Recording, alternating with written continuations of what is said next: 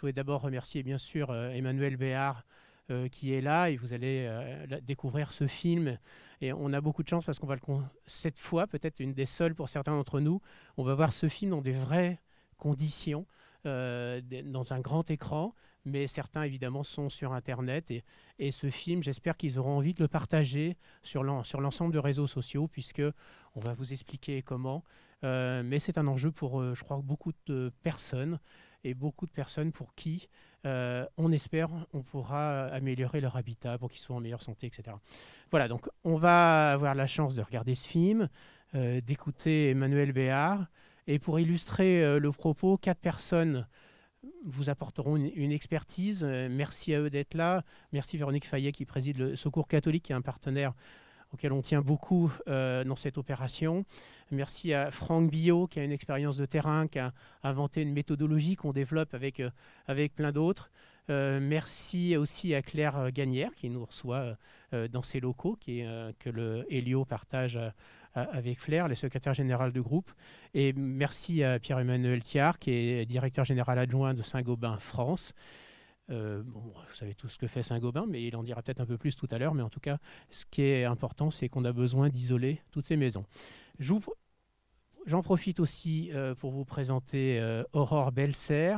Elle est directrice de la rédaction de Alors Média. Elle en dira aussi quelques mots tout à l'heure. Et surtout, elle a une grande responsabilité, c'est de faire la médiation, puisque certains qui sont en ligne, qui pourront poser leurs questions tout à l'heure, d'autres journalistes sont dans la salle. Et Aurore, tu vas avoir la grande responsabilité de tout ça. Mais d'abord, je vous propose de découvrir le film. Merci. En France, plus d'1 million d'enfants, de femmes et d'hommes souffrent gravement du froid l'hiver et souvent du chaud l'été.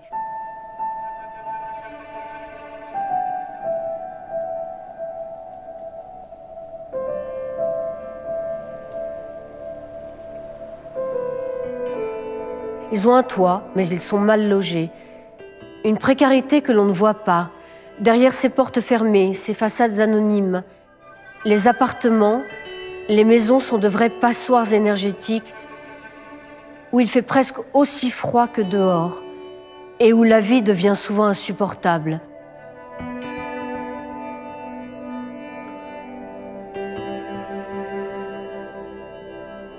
J'ai honte de vivre comme ça. J'ai honte de faire vivre ça à mes enfants, disent-ils. Plus inquiétant encore, c'est aussi la santé de ces habitants qui est touchée.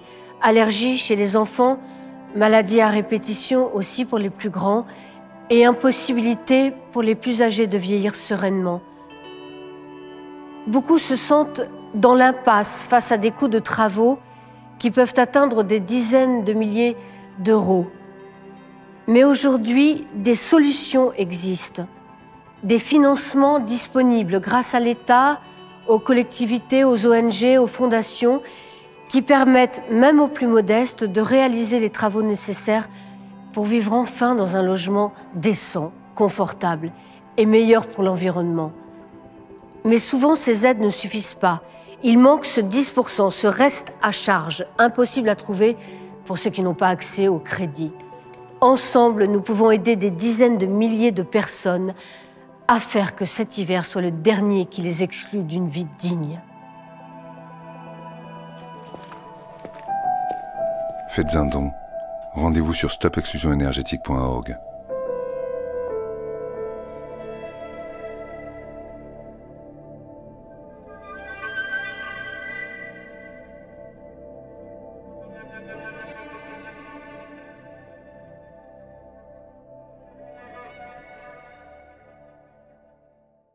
Une artiste engagée, une artiste qui n'hésite pas à mettre à profit sa notoriété pour faire réagir, interpeller. Vous avez notamment soutenu la cause des sans-papiers, vous avez été ambassadrice de l'UNICEF. Pourquoi cet engagement aujourd'hui ? Bien parce que Gilles Béraud est venu vers moi et donc je lui ai dit tout de suite, je lui ai dit Gilles, j'ai besoin, si tu veux que je puisse m'impliquer, j'ai besoin de faire comme je fais toujours, c'est-à-dire d'aller à la rencontre des gens et de voir ce que je peux faire pour t'aider, pour vous aider, pour aider ces gens-là. Et donc, on est parti sur le terrain, ensemble. Et on a rencontré des familles, avec Franck aussi de Réseau Éco-Habitat, et des bénévoles qui étaient là aussi. Et là, ça a été évidemment un choc émotionnel, une réalité extrêmement difficile à vivre et à voir, des gens extrêmement dignes, extrêmement fiers et dignes et beaux. Et je me suis dit qu'il y avait des solutions qui existaient, donc il y avait des possibilités, puisque j'ai demandé à voir comment on montait les dossiers. Enfin, j'ai essayé le plus possible, et je suis pas encore, je pense que c'est le début d'une aventure, c'est le début d'une histoire qu'on écrit. C'est pas, je suis pas arrivée, je ne connais pas le sujet sur le bout des doigts, mais je me suis dit qu'il y avait des solutions qui existaient, et que donc je pouvais, moi, à travers, effectivement, en me servant de ma notoriété, non seulement faire une sorte d'état des lieux, mais aussi dire que les possibilités existent, et donc transmettre aussi à toutes les familles qui ne sont pas encore dans ce processus de rénovation, de prendre conscience que les aides existent. Donc voilà, il y avait de l'espoir et en même temps des situations extrêmement difficiles, et je me suis dit que j'allais y aller. Mais je n'étais pas sûre avant de les rencontrer, j'avais besoin de voir des gens. Alors justement, comme vous le disiez, vous êtes allé à la rencontre de ces victimes de la précarité énergétique pour aller recueillir leurs paroles avec le réalisateur Frédéric Chaudier. Et avant de poursuivre, je vous propose qu'on regarde quelques-uns de ces témoignages. Ah, d'accord.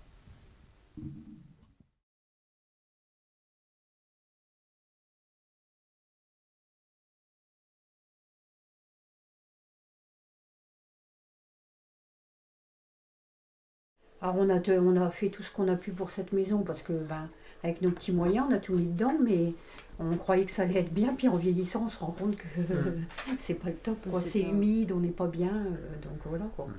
Et moi j'ai honte de faire venir quelqu'un chez moi, de voir ma maison comme ça fait qu'on se replie un peu quoi, c'est ça aussi, on nettoie la maison tout, mais ça moisit tout ça. Alors quelqu'un qui vient chez nous, il n'est pas censé savoir, il peut dire elle est sale sa maison dans l'état qu'elle est. Vous voyez, même les petits enfants, on les prend de temps en temps, mais on les prend pas comme on voudrait. Quand il fait bon l'été, c'est pas pareil. On peut aller au jardin, tout ça, c'est pas pareil. Mais l'hiver, c'est humide, il fait froid, donc voilà quoi. Et c'est pour ça que ça a été dur de faire la démarche. Et c'est dur de vous recevoir parce que. Quand j'en ai parlé après au pneumologue, elle m'a dit oui, voilà, c'est ça. Ouais. C'est ce qui a déclenché des bronchiolites au départ à répétition, trop d'humidité dans la maison. Il fait très très froid, on s'est retrouvé avec des factures d'électricité astronomiques, on avait du mal à chauffer, on a eu le diagnostic, et au moment où ils ont sondé les murs, ils m'ont dit mais vous êtes à 70% ou 60% d'humidité dans les murs. Ouais. J'ai dit mais comment c'est possible? Comment c'est possible d'avoir autant d'eau dans les murs? Autant d'eau dans les murs, ouais. Et mon fils qui avait été hospitalisé 5 fois pour asthme, du coup on avait aussi les raisons. Oui, donc depuis les travaux, oui. Il n'a pas été hospitalisé. Ouais. Alors, comme on vient de voir, vous êtes allé sur le terrain, Emmanuel. Est-ce qu'il y a des aspects, des conséquences que vous ne soupçonniez pas avant de rencontrer ces familles? J'ai voyagé pendant une dizaine d'années pour l'UNICEF et j'ai rencontré des gens dans une misère absolue, dans une grande difficulté, des problèmes de santé, des problèmes de malnutrition, de système d'adduction d'eau. Et je ne m'attendais pas, je dois dire, je ne m'attendais pas à cette réalité-là, dans un pays comme la France. Je ne m'attendais pas à ce que des gens, à ce que plus de je crois que ça touche 6 millions de personnes, donc non 6 millions de foyers, 12 millions de personnes. Je ne m'attendais pas à ce que 12 millions de personnes en France aient froid, ne puissent pas se chauffer, ne puissent pas... Et puis en plus, je savais qu'avec le Covid, je savais que le Covid aggravait les inégalités et on a été confrontés à cette réalité-là, c'est-à-dire qu'à partir du moment, effectivement, on est confiné, semi-confiné, ou on est en télétravail, donc à partir du moment où on se doit de travailler à la maison, à partir du moment où on fait l'école à la maison, à partir du moment où on fait les soins à la maison, ça devient évidemment terrifiant, difficile à supporter. Donc oui, j'étais extrêmement douloureuse et atterrée de voir une telle situation dans un pays comme le nôtre. Merci beaucoup Emmanuel. Je vais passer la parole à Gilles parce que cette problématique du mal logement est malheureusement pas nouvelle en France. En revanche, la dimension de la précarité énergétique, elle, est depuis tout récemment mise en lumière. On le voit dans les médias avec des témoignages de Français qui ont froid chez eux, qui n'arrivent pas à se chauffer convenablement et à un coût abordable. Surtout quand on l'a vu il y a encore quelques semaines, on a vécu une vague de froid polaire. Il y a également toutes ces informations sur les aides que l'on peut obtenir pour rénover chez soi, pour un habitat plus sain, plus écologique et plus économique. Pourquoi cette dimension de la précarité énergétique n'est mise en lumière que maintenant et pourquoi aujourd'hui ? Le premier, c'est que d'abord, on est dans des dérèglements climatiques. C'est-à-dire qu'on a effectivement des problèmes de froid, de vagues de froid qui arrivent, et l'été, il y a des canicules. Et c'est aussi des problèmes d'isolation, de précarité énergétique, etc. On va essayer de gérer les problèmes de micro. Ça, c'est le premier élément. Le deuxième élément, c'est qu'effectivement, là, on est en période de Covid, quoi. Quand les gens ils regardent les informations et qu'ils voient que la qualité de l'air extérieur s'améliore, c'est pas pareil chez eux. Parce que quand on a froid, on bouche les aérations, on a mal aéré. Quand on a de l'humidité, plus on passe de temps chez soi, moins on est dans la fonction d'une maison, c'est de protéger ses proches. Et après, il y a aussi une autre dimension, qu'effectivement, il y a un effort énorme qui a été fait sur les aides.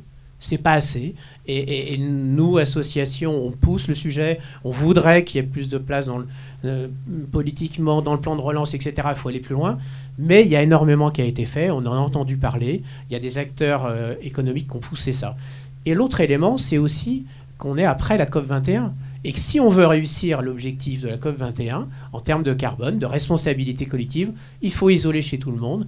Et pas seulement chez les gens qui ont plus de moyens. Chez tout le monde. Et quand on est un précaire, qu'on est encore plus en difficulté, on ne doit pas être en plus dans une forme d'irresponsabilité écologique.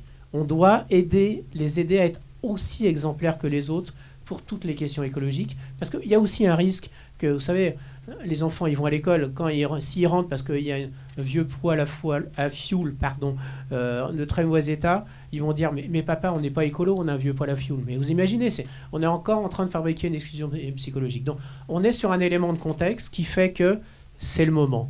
Et effectivement, l'émotion, enfin... En plus, imaginez quand vous accompagnez Emmanuel Béard dans ce contexte, il y a une amplification de l'émotion, de la capacité de la compréhension qu'on peut avoir. Et je crois que c'est le moment d'agir. C'est aussi pour ça qu'on en parle, quoi. D'accord, merci beaucoup Gilles. Alors maintenant, j'accueille Madame Véronique Fayet. Vous êtes la présidente du Secours catholique. Vous représentez ces 66 000 bénévoles, ces salariés et aussi toutes ces familles que vous aidez. Et on peut dire que vous êtes l'un des témoins privilégiés de cette précarité énergétique. Et le constat que vous faites sur le terrain, c'est que en fait, cette précarité énergétique pour ces familles, ces foyers, c'est un peu la double peine finalement. Oui, absolument. On a effectivement une grande expérience de la pauvreté, de la grande pauvreté, même puisqu'on reçoit à peu près 1,5 million de personnes chaque année, avec des gens qui subissent le mal logement, qui ont aussi une insuffisance de ressources, qui ont aussi une mauvaise santé, qui ont aussi des difficultés à s'insérer sur le marché du travail. Donc en fait, c'est toujours une pauvreté multidimensionnelle. Et un jour, on s'est aperçu qu'on était un extraordinaire client des fournisseurs d'énergie parce qu'on voyait beaucoup de gens qui venaient chez nous pour des problèmes de facture d'énergie. Et notamment, c'était le constat de Franck Billot, qui était au Secours catholique à l'époque et qui a créé après le réseau Ecohabitat pour s'attaquer aux causes de cette anomalie. Cette anomalie qui consiste pour les organismes sociaux ou les centres communaux d'action sociale à payer des factures d'énergie absolument monstrueuses. La moitié des gens qui arrivent chez nous et qui sont dans des logements privés ont des factures d'impayés d'énergie. Et puis, il y a aussi tous ceux qui viennent chez nous pour parler, pour chercher du soutien, pour être réconfortés, qui n'ont pas de facture d'impayés d'énergie, mais on découvre au fil des conversations qu'ils ne se chauffent plus. On découvre tous ces invisibles, ces gens qui ne veulent pas, qui sont trop dignes, qui ne veulent pas avoir de dettes, donc ils ne se chauffent plus, ils vivent enfermés dans une pièce. Voilà. Et donc, c'est encore plus dramatique, j'allais dire, et inacceptable. Et on voit bien que, et on le sait, nous, par expérience, la pauvreté isole. Alors, c'est un mauvais jeu de mots quand on parle d'isolation des maisons, de parler de la pauvreté qui isole, mais c'est très vrai. On l'a vu dans le film. Françoise, elle dit, mais j'avais honte. J'ai honte, je peux plus inviter mes amis, je peux même plus inviter mes petits-enfants. Moi, je me souviens d'un petit garçon d'une famille qu'on a visité avec Franck Billot, justement, il y a quelques mois. Le petit garçon de 8 ans dit à son papa, « Papa, c'est formidable, on n'a plus une maison de pauvres, je vais pouvoir inviter mes copains. » Vous vous rendez compte ce que ça veut dire dans la tête d'un petit gamin de 8 ans, qu'avant, il avait une maison tellement pourrie, il avait tellement honte, et ses parents avaient tellement honte, qu'il n'avait pas de vie sociale, déjà, à 8 ans. Il commençait la vie sans pouvoir avoir une vie sociale. Donc c'est vraiment toutes ces dimensions de la pauvreté dont on est les témoins et sur lesquelles on veut agir, mais pas agir tout seul, agir avec d'autres comme on le fait aujourd'hui. Alors, il y a la dimension psychologique, mais pour revenir sur la dimension économique, c'est vrai que c'est des factures souvent qui sont mirobolantes. Ils payent parfois plus cher en moyenne que d'autres foyers. Et j'aurais voulu vous faire réagir sur un chiffre de l'ADEME, qui est celui-ci, c'est que les 20% des ménages les plus pauvres consacrent à l'énergie une part de leur budget 2,5 fois plus élevée que les 20% les plus riches. Comment vous réagissez à ce chiffre? Oui, alors on a fait une étude justement, on a un rapport statistique chaque année très documenté au mois de novembre, et cette année on a fait une étude sur le budget des ménages justement, pour voir de combien les ménages disposaient une fois payées toutes les factures contraintes, le loyer, l'électricité, le chauffage, l'assurance, enfin tout ce qui fait que sinon on est expulsé, on se trouve à la rue.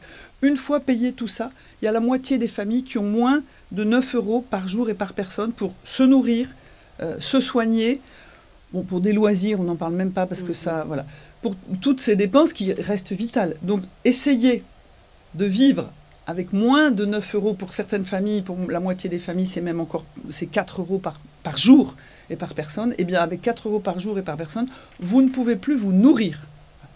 Et vous ne pouvez plus non plus vous soigner, vous ne pouvez plus non plus avoir accès à des choses élémentaires. Voilà. Donc, c'est effectivement, il y a deux problèmes. Il y a un problème de ressources des familles. Quand on a une toute petite retraite, une pension d'invalidité, qu'on a un RSA à 500 € par mois, voilà, c'est tout petit revenu. Il y a un problème de revenus, il y a un problème de mal logement, et tout se cumule dans une pauvreté multidimensionnelle. C'est pour ça que nous, on mène ce combat, parce que on voit bien que la transition écologique et la justice sociale, ça va de pair. Ce n'est pas deux sujets différents, comme l'a rappelé aussi Gilles. Et ça, on a du mal à le comprendre. Et ce qui illustre mieux ce lien, c'est la question de la précarité énergétique. Parce que là, on voit que ce qu'on fait, ça va être bon pour le climat. La consommation de gaz à effet de serre, etc.,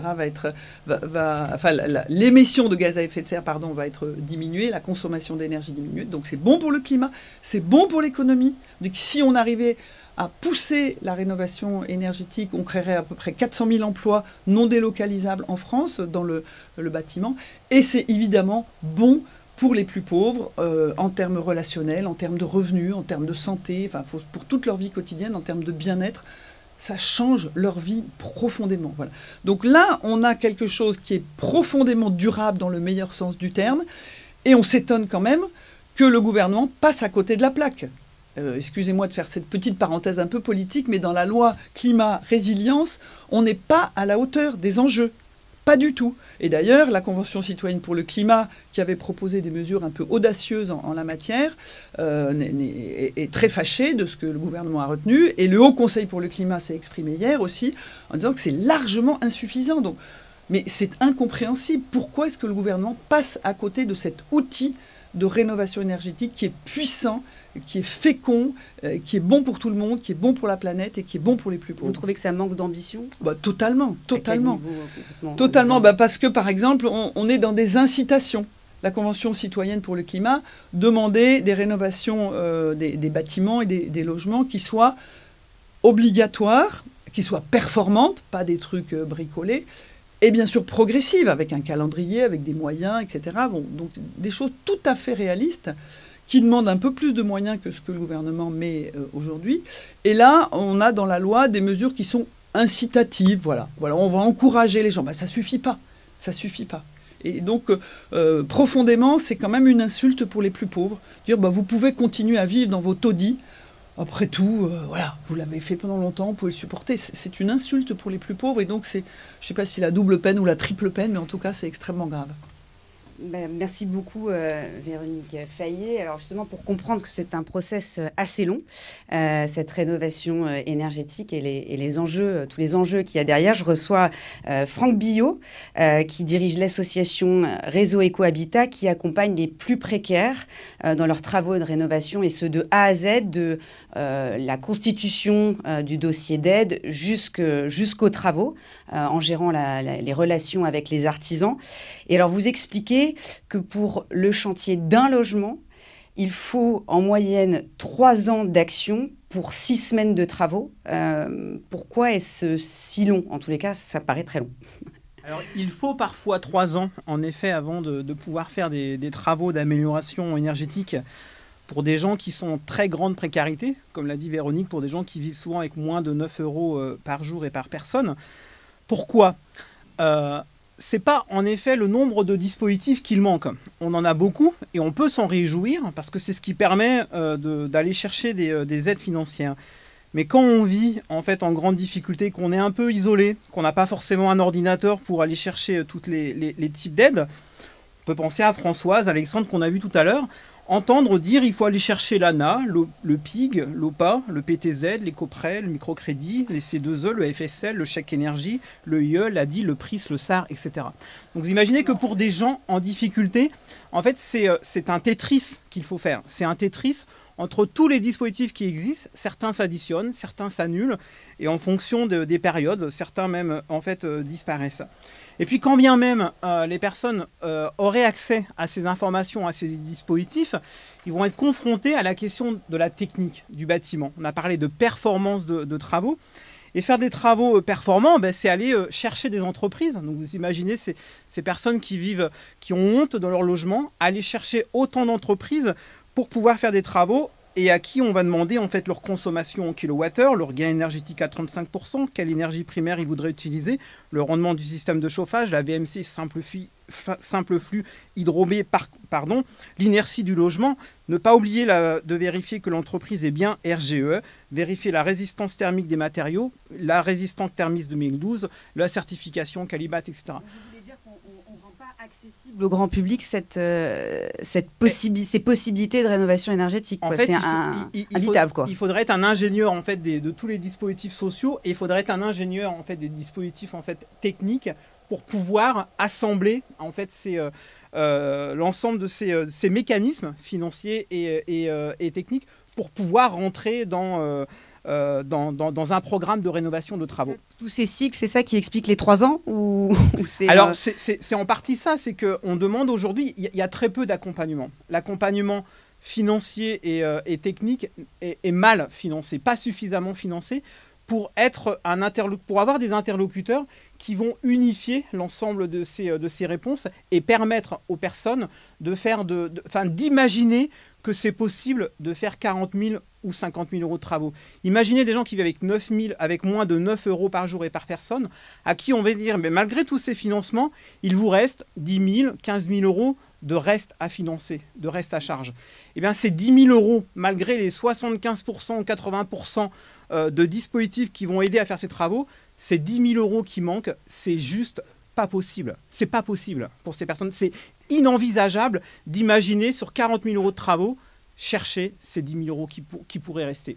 Et alors, avant de revenir sur le reste à charge, là, comme vous expliquez quand même, c'est un process très long, très complexe, donc, qui est complexe et donc qui prend du temps. Mais alors justement, aujourd'hui, comment on peut aller plus vite dans un contexte d'urgence pour ces familles, comme on l'a vu avec Emmanuel, et aussi ce contexte d'urgence écologique dont on parle beaucoup et dont l'une des priorités du gouvernement. Donc comment on fait concrètement aujourd'hui pour aller plus vite ? 3 choses. Il faut coupler l'accompagnement technique et l'accompagnement social. Donc il faut faire des couples de gens qui vont accompagner ces familles et parler ces 2 langages. On ne peut pas dissocier le technique du social. La deuxième chose, c'est qu'il faut faire un attelage donc, de ce binôme d'accompagnement social et technique avec des gens de terrain qui savent créer des relations de confiance avec ces personnes qu'on dit invisibles. Donc pour ça, il faut des bénévoles qui sont engagés dans les associations caritatives, le Secours catholique, mais ça peut être aussi des élus dans les CCAS, pour aller créer de la relation de confiance et dire à ces personnes c'est possible de le faire, c'est possible. Et puis 3, en fait, il faut organiser des alliances entre acteurs, entre les gens du bâtiment, entre la puissance publique et les organisations, on va dire, caritatives, bénévoles sur le terrain, pour pouvoir en fait aussi préfinancer les travaux. On ne peut pas demander à des gens en fait, qui vivent avec moins de 9 euros par jour et par personne d'imaginer pouvoir avancer 15 000 euros, 20 000 euros dès l'instant que le chantier va démarrer. Donc cette question du préfinancement qui va encourager les entreprises à faire ces travaux, parce que en fait, quand on est pauvre, on n'est pas de nature à rassurer les entreprises qui ont aussi un modèle économique à tenir. Donc cette question du préfinancement, elle est hyper importante si on veut permettre à des gens de pouvoir démarrer des travaux un jour. Donc ça veut dire qu'il faut des organismes qui centralisent l'ensemble des acteurs compétents dans les domaines requis pour une rénovation énergétique, que ce soit financier. Absolument. On parle souvent du guichet unique. Le guichet unique, il faut pouvoir l'imaginer, mais un guichet unique qui va au-devant des personnes, parce que ce n'est pas des personnes qui iront en fait, se rendre derrière un bureau et qui vont demander de l'aide. Donc il faut aller vers les personnes. Vraiment montré sur le terrain, et on a rencontré une famille que vous avez vue là, je crois qu'il a mis 3 ans avant de dire les choses et ensuite d'accepter qu'on puisse entrer chez eux, parce que c'est extrêmement difficile. C'est quelqu'un qui avait un statut dans sa petite ville et qui ne voulait pas, qui se cachait de la misère dans laquelle il vivait. Et donc, il y a toute cette approche-là qui est extrêmement... J'ai vu aussi l'importance des bénévoles qui les accompagnent psychologiquement. Faire des travaux chez soi, c'est pas une évidence non plus. Faire entrer des gens chez soi ensuite pour faire des travaux, où on va, ça aussi, sans doute, c'est une des questions. C'est-à-dire où les gens peuvent-ils aller quand on a décidé de rénover de façon complète, parce qu'il n'y a que ça qui soit réellement pérenne, une maison. Voilà, toutes ces problématiques-là, ça c'est vraiment quelque chose qui m'a aussi beaucoup frappée. Merci beaucoup, Franck. Pour revenir sur ce fameux 10% de reste à charge dont parle aussi Emmanuel dans le film, et qui est justement cet appel aux dons aujourd'hui, c'est quoi ce 10% de reste à charge? Pourquoi 10%? Le reste, c'est quoi? Ça vient d'où? Alors, je vais avoir une version extrêmement simple des choses. Oui. En gros, imaginons un chantier à 50 000 euros. On est souvent un peu au-dessus, comme le disait Franck, mais si on a 50 000 euros, on peut trouver assez facilement, je dirais, et avec une vraie simplification, sur 55% de la somme, ça s'appelle ma prime rénov', c'est ces aides d'État maintenant que tout le monde connaît, sur lequel on a des process qui sont assez cadrés, avec les difficultés dont a parlé Franck.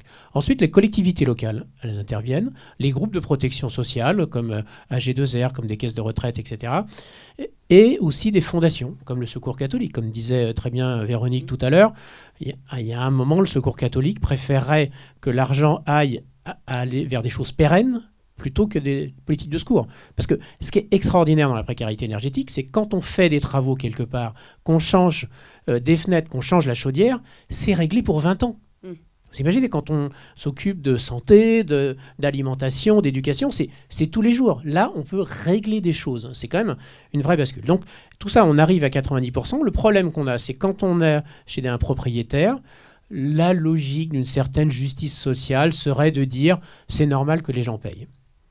Mais non, bah oui, mais sauf que effectivement, quand vous n'arrivez pas à vous projeter, à vous demander comment vous allez vivre dans 1 mois, dans 2 mois, dans 3 mois, vous ne faites pas un crédit à 10 ans. Et de toute façon, et les banques le refuseraient, mais même les gens qui sont éligibles à un crédit. Voilà. Donc la question, nous, ce qu'on affirme, c'est que c'est juste socialement, c'est juste environnementalement et aussi économie, parce qu'on crée de l'emploi local, de payer 100%. Voilà. Donc c'est pour ça qu'on lance cet appel, parce qu'aujourd'hui on n'a pas de solution, et parce qu'on peut gagner, comme disait Franck, toute la première partie dont je parle, on sait le régler dans des délais raisonnables. Mais des fois on va passer 1 an juste pour aller chercher 5 000 euros. Et donc nous, ce qu'on veut, c'est basculer ça, en disant on crée un fonds ensemble, grâce à la générosité du public, grâce à la générosité des entreprises, et avec ce fonds, on va tout de suite intervenir et financer le reste à charge avant les autres. Pour ne pas laisser traîner encore 1 an. Voilà. Et on a expérimenté ce mécanisme, c'est un peu des logiques de bourse, avec Elio qui va, je crois, parler tout à l'heure. Et d'ailleurs, grâce à eux, je voudrais aussi les remercier, parce que tous les gens qui ont été filmés, dont les travaux n'étaient pas, les dossiers de financement n'étaient pas bouclés, ils sont bouclés. On les a bouclés. Tous les gens qui sont dans ce film auront des travaux et auront des travaux gratuitement. Ça, on y tenait. Et je pense que c'est important. Et d'ailleurs, Emmanuel s'est même engagé à venir voir et retourner chez ces gens. Et je trouve que ça a été pour eux voilà, il y a un bel oxygène qui s'est fait. Voilà, donc ce mécanisme complètement nouveau, c'est de dire, à partir du moment où on a l'aide minimum d'État, tout de suite, on a ce reste à charge. Donc il n'y a plus de reste à charge. Voilà, ça c'est ça notre logique. Et alors, vous m'avez mené vers ma transition. Merci beaucoup, Gilles, puisqu'on reçoit Claire Gagnère, qui est la secrétaire générale d'Elio, qui est spécialisée dans l'efficacité énergétique. Alors, vous aussi, vous accompagnez les plus modestes, mais aussi l'ensemble des populations pour réaliser ces travaux. Donc, ça va des dossiers également jusqu'à la gestion au quotidien des chantiers grâce à votre réseau d'artisans. Alors, on l'a vu, il faut que les process de rénovation énergétique aille plus vite. Oui. Mais alors vous, en tant que professionnel, comment agir pour que ça aille plus vite et surtout à plus grande échelle, puisqu'on voit que ça concerne quand même des millions de Français encore aujourd'hui. Alors nous, c'est vrai, chez Elio, ça fait plus de 10 ans, 12 ans maintenant qu'on œuvre dans l'efficacité énergétique. Donc on a une certaine formation et éducation maintenant, mais ça veut dire quoi? Ça veut dire qu'il faut un savoir-faire réglementaire. On a parlé des aides disponibles, il y a beaucoup d'aides disponibles, il faut les connaître, il faut les suivre. Il y a le dispositif des certificats d'économie d'énergie sur lequel on travaille depuis une dizaine d'années. Il y a les artisans, ils doivent avoir des labels RGE, reconnus garants de l'environnement. RGE, c'est ce qui permet d'avoir l'ensemble des aides. Il faut que mon logement soit RGE pour avoir l'ensemble des aides existantes. Il faut que l'artisan qui va venir effectuer les travaux de rénovation énergétique dans votre maison ait cette certification RGE pour l'obtention des aides. Si l'artisan n'a pas ce label, eh ben effectivement, vous pouvez faire les travaux, mais vous n'aurez pas toutes les aides qui sont à disponibilité aujourd'hui des ménages. Et des normes qui changent tout le temps, non? Enfin, on a un peu l'impression en extérieur que ça change un peu, pas tous les 4 matins, mais souvent. Il faut un suivi de cette réglementation. Et c'est vrai que c'est notre rôle, nous, chez Elio. On a des personnes qui sont dédiées à ce suivi réglementaire pour former, informer à la fois les artisans qui sont nos partenaires. Donc nous, on a carrément créé un centre de formation qu'on a appelé Elio Academy, et on suit les artisans, on les forme sur toutes ces aides, toutes ces évolutions, pour qu'ensuite, eux, ils soient effectivement plus à l'aise quand ils vont dans un ménage, chez un ménage, pour expliquer les travaux et les aides possibles. Ce qui est important surtout, c'est que nous, on est au début de la chaîne, mais on suit en fait le chantier jusqu'au bout. C'est-à-dire qu'on ne lâche pas le ménage en cours de route. On le met en contact avec un artisan, donc qualifié, de confiance, parce qu'ouvrir sa porte pour faire venir quelqu'un qui va faire des travaux, on sait quand ça commence, on dit toujours ça, mais on ne sait jamais comment ça va se terminer. Donc on accompagne en fait tout le projet jusqu'à cette fameuse obtention des aides, et toutes les aides possibles, on va mettre en place toutes les aides pour avoir un reste à charge effectivement le plus petit possible. Voilà. Et alors, justement, vous parliez de tous ces artisans qui doivent aller sur le terrain, effectuer ces rénovations.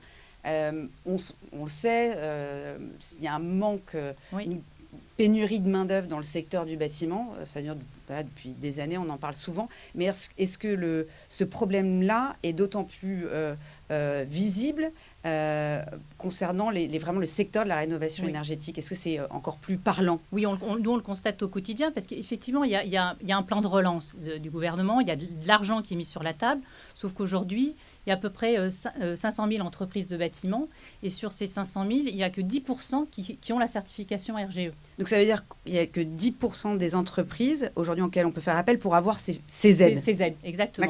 Donc il y a cette pénurie d'artisans. Nous, on a aujourd'hui des particuliers qui nous contactent pour faire des travaux, donc qui sont localisés un peu partout en France. Il faut qu'on les mette en relation avec le bon artisan. Comme il y en a peu, ceux qui sont RGE, ils ont des carnets de commandes. Ça déborde, et du coup, les travaux sont retardés. Et puis, les aides évoluent. Donc, c'est possible que dans 6 mois, vous n'aurez plus la même aide sur votre chaudière, par exemple. Dans 6 mois, elle n'existera plus. Ça sera une autre aide. Il y aura peut-être les normes qui auront changé. Non, j'exagère. Donc, en fait, c'est une bataille, c'est une course contre la montre permanente, à la fois sur la réglementation, sur la formation. Et il faut, je pense... valoriser la filière des artisans en fait en rénovation énergétique. Aujourd'hui, on n'attire pas les jeunes. Aujourd'hui, nous, on a des entreprises de bâtiments qui nous disent on veut recruter, on a besoin de main-d'œuvre et cette filière, elle n'est pas valorisée aujourd'hui. C'est-à-dire que ces 10% d'entreprises, eux, ils ont un carnet de commandes rempli pour... Ils sont pleins. Et quand on a des particuliers qui nous appellent, on regarde et on leur dit peut-être en avril, en mai, on pourra venir faire les travaux, ou peut-être qu'en juin seulement. Donc c'est trop tard. Enfin, très souvent, c'est trop tard. Le projet, ils l'ont maintenant, ils sont prêts à le faire maintenant. Oui. Dans 3-4 mois, peut-être qu'ils auront d'autres projets. Et valoriser cette filière, c'est vraiment très important. Il faut attirer les jeunes. Il faut leur donner envie de faire ces travaux, de poser une chaudière. Il y a de la technique. C'est valorisant parce qu'on apporte quelque chose qui fait du bien à un ménage et dans une maison. Et aujourd'hui, on n'attire pas les jeunes. Donc c'est sur la formation. Sur la formation, complètement. La formation, peut-être aussi en termes de communication, de faire venir les jeunes dans les entreprises de bâtiment et leur montrer que c'est un métier valorisant et qui fait vivre, et qui peut faire vivre ce jeune très bien, en fait. Merci beaucoup Claire Gagnère. On reçoit maintenant Pierre-Emmanuel Thiard. Vous êtes directeur général adjoint de Saint-Gobain France. Donc Saint-Gobain, comme le disait tout à l'heure Gilles, on ne présente plus, c'est l'un des grands groupes industriels du bâtiment. Vous êtes aussi l'un des leaders mondiaux sur l'habitat durable. Donc on l'a vu tout à l'heure, c'est des travaux qui peuvent coûter souvent cher, mais est-ce que aujourd'hui, cette rénovation énergétique dans l'habitat, est-ce que c'est plus cher que l'habitat tel qu'on le connaissait avant, entre guillemets? Pour donner un ordre de grandeur, un rouleau de laine de verre, ça coûte entre 4 et 10 euros du mètre carré. Une maison moyenne en France, c'est un peu plus de 100 mètres carrés. Donc, vous voyez, quand on fait une rénovation globale, évidemment, le matériau en lui-même, c'est un coût, c'est un budget non négligeable. Mais ce n'est pas ça qui coûtera le plus cher. Et puis surtout, ça a été très bien rappelé par tous les intervenants auparavant, l'impact, il est tellement énorme sur la facture d'énergie des ménages. À côté de ça, c'est plusieurs centaines, parfois plusieurs milliers d'euros qu'on peut économiser à l'année, que je dirais le bilan économique, il est vite vu pour un particulier et pour le pays dans son ensemble. Sur investissement à long terme. Voilà. Le vrai combat, il a été bien rappelé, c'est qu'il faut changer d'échelle sur la rénovation énergétique des bâtiments. Finalement, ça a été très bien dit, quand on rénove, c'est bon pour le bien-être des occupants, la précarité thermique, la souffrance que c'est de vivre dans un logement froid, très chaud l'été, il y a aussi les épisodes caniculaires, les moisissures, dans les logements, mais aussi dans les autres espaces de vie, il faut penser aux écoles, aux hôpitaux, surtout quand on rénove, souvent pour une rénovation thermique, on peut embarquer plusieurs choses d'un coup. On en profite pour améliorer l'acoustique, pour améliorer la qualité de l'air. Et des enfants qui sont dans une salle de classe ou une cantine moins bruyante, c'est bon aussi pour leur bien-être et leur apprentissage. Des patients qui sont dans un hôpital bien rénové, ils vont mieux recouvrer. Donc c'est bon pour les occupants des espaces. C'est bon évidemment pour leur pouvoir d'achat, et ça a été très bien rappelé, la facture, mais Dieu sait si de nombreux Français ont autre chose à faire de leurs moyens et pourraient tellement investir sur des choses plus importantes pour eux que de dépenser une facture d'énergie lourde tous les mois. C'est bon pour la planète, ça a été rappelé, le bâtiment c'est le deuxième plus gros émetteur de gaz à effet de serre en France. On peut drastiquement gagner le combat du CO2 en isolant les bâtiments. Et puis enfin c'est bon pour l'emploi effectivement, et de l'emploi local et non délocalisable. Mais aujourd'hui on est très loin de l'ambition. On estime qu'il y a entre 4-5 millions de passoires énergétiques en France, les plus mauvaises classes. Aujourd'hui, des rénovations, c'est à peine 100-150 000 par an, et encore des vraies rénovations lourdes, c'est plutôt 30 000 par an. Donc on est très très loin des enjeux. Et il faut vraiment changer d'échelle pour gagner ce combat-là. Et justement, on l'a vu, voilà, les coûts peuvent être assez importants, surtout quand on est vraiment à rénover la maison de fond en comble. Est-ce qu'aujourd'hui, on tend vers des innovations qui permettent, et ça aura aussi un impact justement à grande échelle, pour réduire les coûts de ces habitats durables, tout en restant dans la qualité optimale qui est évidemment recherchée pour toutes les raisons qu'on a évoquées auparavant? Bien sûr, en fait, le faisceau de travail, il est un peu sur de multiples aspects à la fois. Alors, j'ai commencé par des services, c'est pas directement les matériaux, mais gagner en simplicité, en explication, en transparence. on ne sera pas trop tous les acteurs pour accompagner ce mouvement et dire simplement à un particulier, voilà les aides auxquelles vous êtes éligible, voilà les travaux à réaliser et voilà à l'arrivée comment vous pouvez monter votre dossier simplement. Donc, l'information. La formation des artisans, ça a été aussi beaucoup rappelé. Nous, on s'est engagé chez Saint-Gobain à former 10 000 artisans en 2 ans. C'est dérisoire par rapport aux enjeux qui ont été évoqués tout à l'heure, mais c'est notre petite pierre. Là aussi, tous les efforts seront bienvenus pour avancer. Si j'en viens aux matériaux, à la question que vous posez, constamment, on améliore la performance et ce que je disais, en incorporant plusieurs bien-être à la fois. Le confort thermique, l'acoustique, la qualité de l'air en captant toutes les particules, les formaldéhydes qui sont dans l'atmosphère, la luminosité quand on parle du vitrage, c'est toutes ces choses à la fois qui concourent au bien-être. Et puis en améliorant la performance carbone, c'est notre grand combat aujourd'hui, il faut que la performance énergétique aille de pair avec la performance environnementale. Chez Saint-Gobain, on investit beaucoup aujourd'hui dans le biosourcé, dans des isolants en fibre de bois qu'on produit dans la Loire avec des forêts locales. On fait également des isolants en liège pour l'extérieur. On a annoncé un doublement de nos capacités de production là-dedans. Voilà, c'est que le début de l'histoire et il faut qu'on aille beaucoup plus loin dans cette voie-là. Et puis la dernière dimension, c'est le rôle en tant qu'entreprise qu'on peut aussi apporter, je dirais, d'engagement et de contribution à l'intérêt général. On a engagé chez Saint-Gobain un programme de bénévolat. Donc à la fois en donnant des heures à tous les salariés qui veulent s'engager auprès de causes comme celle qu'on évoque ce matin, et également en prenant en charge la rénovation énergétique des logements de nos 1000 salariés les plus modestes pour apporter une petite pierre à cet édifice. Merci beaucoup Pierre-Emmanuel Thiard. Alors, merci à tous d'avoir apporté votre regard. Pour conclure, j'ai passé la parole à Emmanuel Béard. On l'a vu, il y a des compétences, des acteurs engagés et vous appelez dans le film qu'on a vu tout à l'heure à ce que ce soit le dernier hiver qui exclut certaines populations d'une vie digne. Alors, que doit-on faire maintenant ou en tous les cas, quel est le message de ce film adressé aux Français ?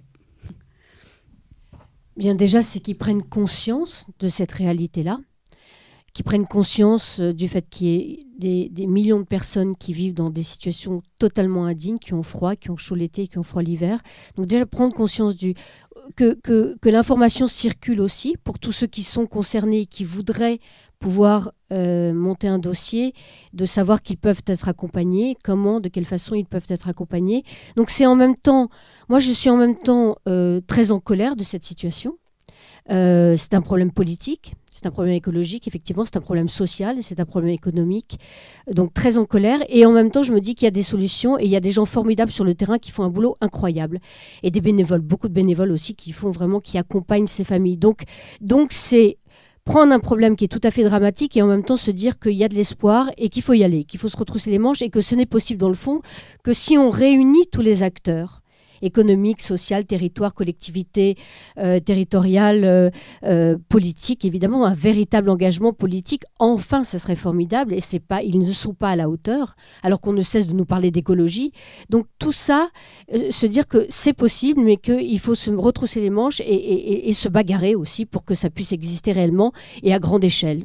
On a à peu près 90% du budget, il reste ce 10% à charge qu'il est impossible pour les familles de payer. Donc c'est là où effectivement il faut faire un don, il faut faire un appel aux dons et il faut aller sur le site exclusion, stop à l'exclusion énergétique et puis vous verrez il y a des bips et puis on cherche aussi des bénévoles, on cherche des gens qui puissent être formés, enfin donc voilà. Mais il faut aller sur ce site parce que les informations sont là. Il suffit d'aller sur le site stopexclusionenergetique.org. Toutes les formes de dons sont possibles. On travaille avec une plateforme qu'on a mis en place avec les équipes de l'Ermitage et eRiser. Donc ça peut être quelques euros tous les mois, ça peut être une somme plus importante. C'est évidemment défiscalisé à 66% si vous êtes un particulier, à 60% si vous êtes une entreprise. Et chaque fois qu'on atteint 5 000 euros, c'est une famille. C'est un emploi à mi-temps sur un an et c'est 50 000 euros qui font travailler les artisans, toutes les activités qu'il peut y avoir autour et qui sont en plus des emplois locaux. Voilà, c'est très simple. Il y avait une question de monsieur. Pas bien.